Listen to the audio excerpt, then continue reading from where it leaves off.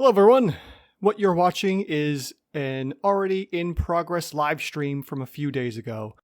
This one is about the Quickling from Volo's Guide to Monsters, and this is the actual math of how I go about breaking down these monsters and exposing their CRs. So without wasting your time, let's get right into the video. So what do we have here? Well, we have this tool that I like to use based off of another tool that I used quite a lot. And on the right side here, we'll see this chart. And this is the chart that D&D's provided in the DMG for creating custom monsters. And what happens here is that when we find respective areas of, for instance, hit points and AC versus the damage per round and the attack bonus or the difficulty check for a spell or something, the monsters will jump around here and move up and down depending on how it works.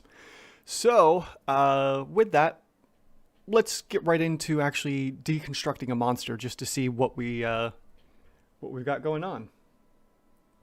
Okay, what I'm going to do is randomly pick some numbers and go from there. So as you can see up here on my tabs, I've got let's see here. Let's go full screen. That'll be much nicer. All right, so let's go over here, and this is my Excel sheet that I keep track of all the monsters that I've been working on. So we currently have a monster waiting. A person had requested the Quickling a while back, and unfortunately this week I won't be getting to the Quickling. I have a special event this whole week covering monsters, and you probably saw this week's already, and it was a Van Richten's Guide to Ravenloft monster. The Strigoli, if I remember correctly. So if you haven't seen that already, it was up at 5 o'clock at like an hour ago. Okay, so for our Quickling, since we have one here right now, let's take a look at that and see where the Quickling comes from, because I don't have that one set. Give me a moment. Oops. I just have to look up what book the Quickling comes from, and then we'll get the information for that.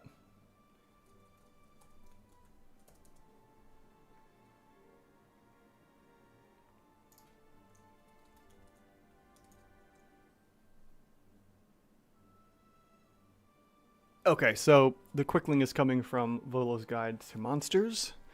I really need to get those book things down. And let me pull up my folder here, and we will grab Volo's Guide to Monsters. Here we go. All right, let's look for the Quickling. Page 187. So probably 188. Sure enough, here we go. Quicklings. Okay. So easiest thing to be is to split screen this. So let's push that over here. Nope, I don't want that one. I want this one here, and we'll have to get that off of full screen because I thought that would be better. All right, so our Quickling, it's a CR1. So in theory, our Quickling should be pretty easy to deconstruct here or expose the CR. So the first thing I always like to do is put in the information for its base stats. So we have its AC of 16, and we'll plop that right here into the part for AC. And as we see here, when we switch that from 10 to 16, it already is making calculations in the background because I have this calculations tab here with a bunch of hidden stuff, and it starts to move things around and starts already looking at the items that we need. So our Quickling has an AC of 16. Yes, thank you. Thank you, Rain. I didn't see your chat message. It is in Volo's. I appreciate that. Thank you. So we'll throw the AC in there, 16. Already we're seeing a shift in its DC rating to 1/8. It's a tiny Fae. Oh, also, Rain, if you have any recommendations or suggestions for a monster you'd like to see, definitely throw it in the chat and I will do that next. So we'll switch the monster to tiny, and we'll take a look at the 3d4 that our monster has here and just recreate that for the time being. So our monster has 3d4 hit points, and we add in the Constitution bonus of 13. Now, normally I wouldn't need to add in the Wisdom or Charisma, because those are usually just for some of the monster features down here, but just for the sake of things, I'll throw that in there anyways. So the Wisdom modifier is a 12, and our Charisma modifier is a 7. Won't really have any major impact on the monster besides just having it in there. All right, so next, it's important to put in the expected CR because that will change the expected hit points for our monster based off of Frightful Presence, Horrifying Visage, and a few other traits that the monster may have. So our monster is expected to be a CR1. We'll come down here and throw that in there. Doesn't really modify anything right now because the Quickling doesn't have any traits in this section here. And then we move into looking at its damages. So after that, its offensive capabilities and such. Usually what I like to do next is over here in its stats, I'll look at the traits and the features that the monster has and look for any saves it might have or something else going on. And since it doesn't have anything else, we can actually just kind of skip right through this because skills don't take into effect anything into the monster or its senses and whatnot. So let's take a look at the other features that our monster has. Well, our first one here is blurred movement, and attack rolls against the Quickling have disadvantage.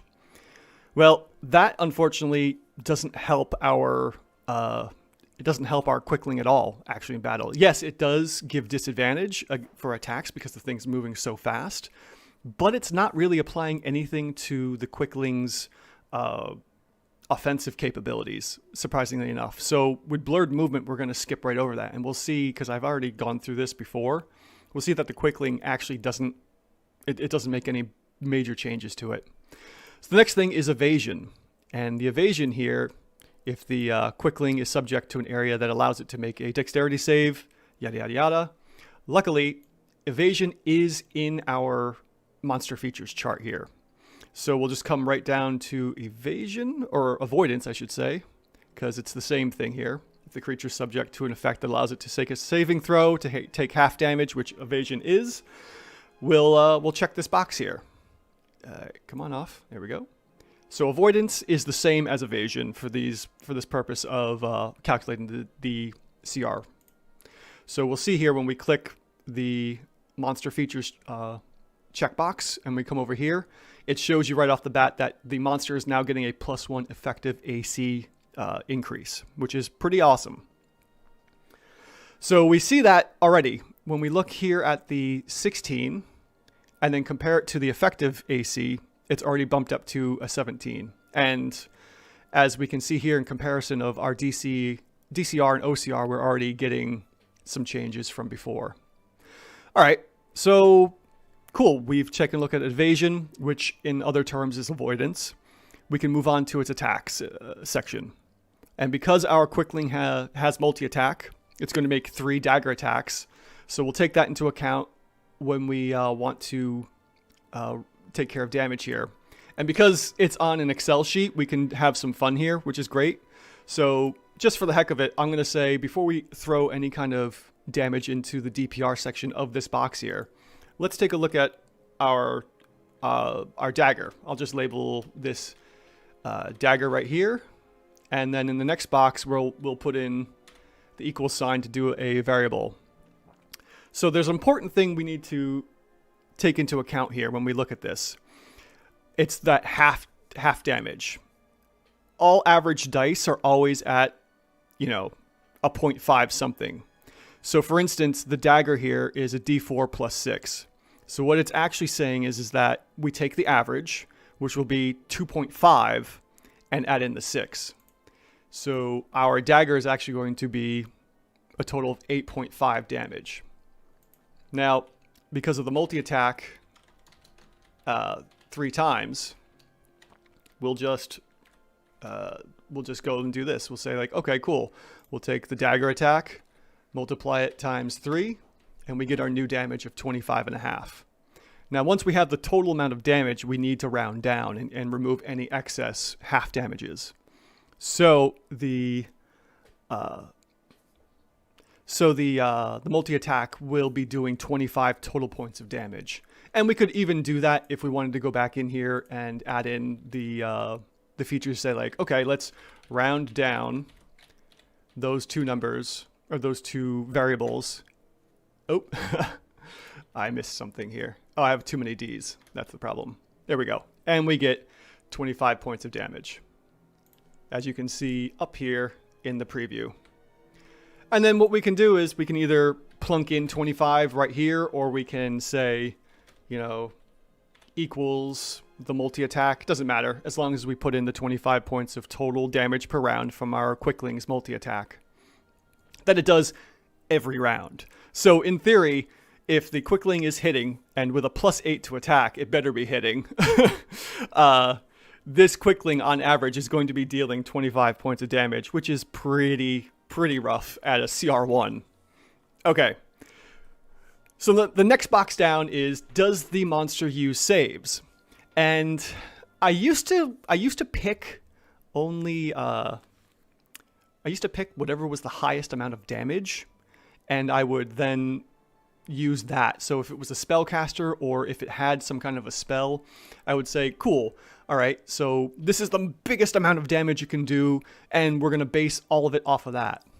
I don't do that anymore. Now, instead, when we get to the save section here, I only use that if it's basically every attack. I look at whatever is doing the most amount of damage each round and going from there. So if I know, for instance, our monster is going to be doing more melee attacks, for instance, like it is here in the multi-attack, or if it's doing more spells, which generally will be from casters, I will tick this to use saves. And the nice thing is that when I tick it, you know, this instantly changes and says, oh, okay, we're going to say difficulty check now because of my, my programming into the Excel sheet. So let me get rid of the DC saves here because it's not using any saves for its attacks.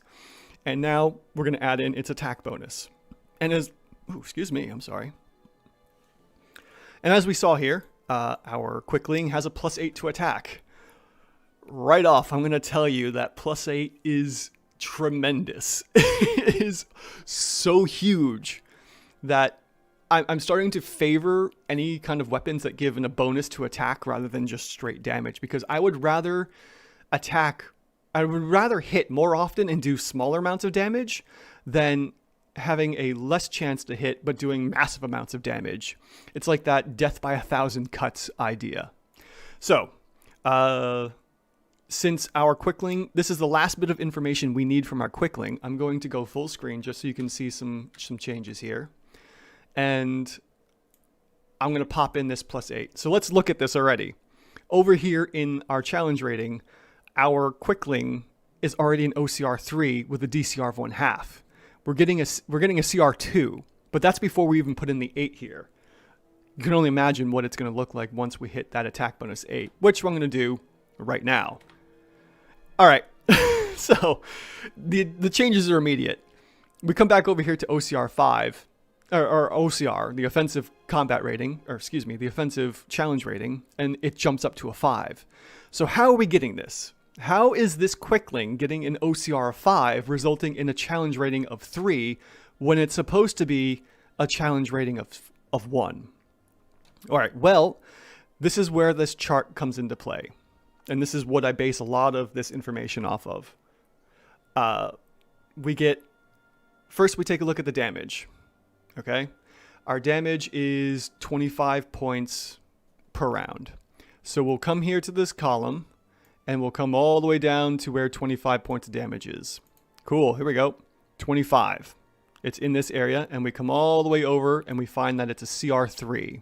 So offensively, before we apply the attack bonus, the 25 damage is considered a CR3, as we saw before.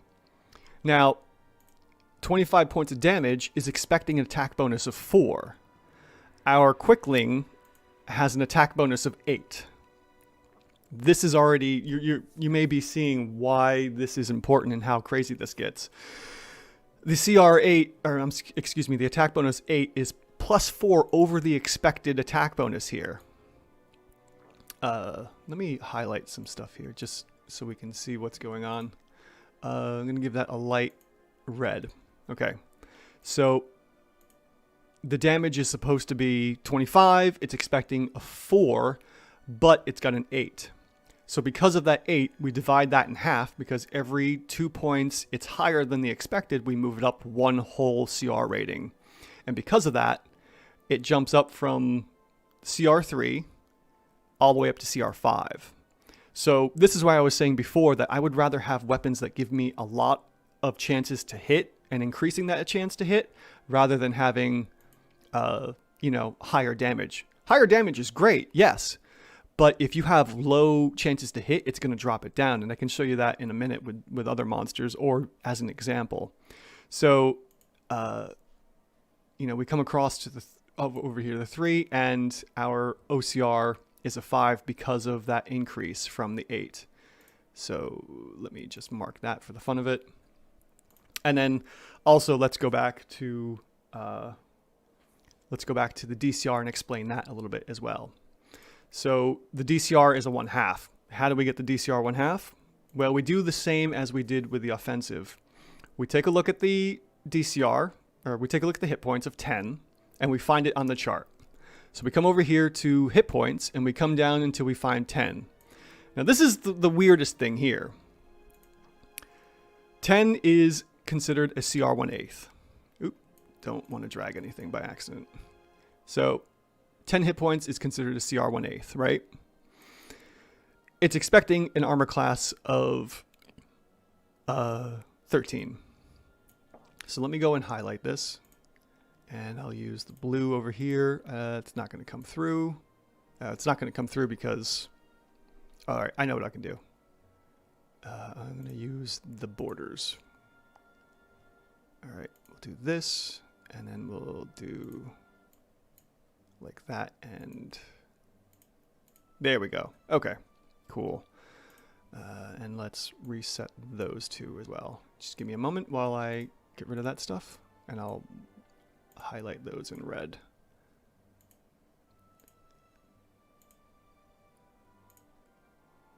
All right, so we have our highlighted ranges and that for the offensive capabilities. Now for the defensive capabilities, our DCR here of 1/2, we have 10 hit points in the hit point column. It's expecting an AC of 13, and it's rated at CR 1/8. Now we look at the armor class, and the armor class is just like the attack bonus. Having more armor means it's harder to hit. We all know this. Everyone wants to have higher AC when we are attacking and whatnot, or being attacked, I should say. We don't want to be attacked. So we do the same thing. We just take the math again. We look at a 13. We look at our armor class that it actually has and compare the two. So our 16 is +3 over the expected of 13. We divide that by 2, which ends up being 1.5, and we round down. So we get rid of that half number, and we get a +1 bonus. Did I do something wrong here?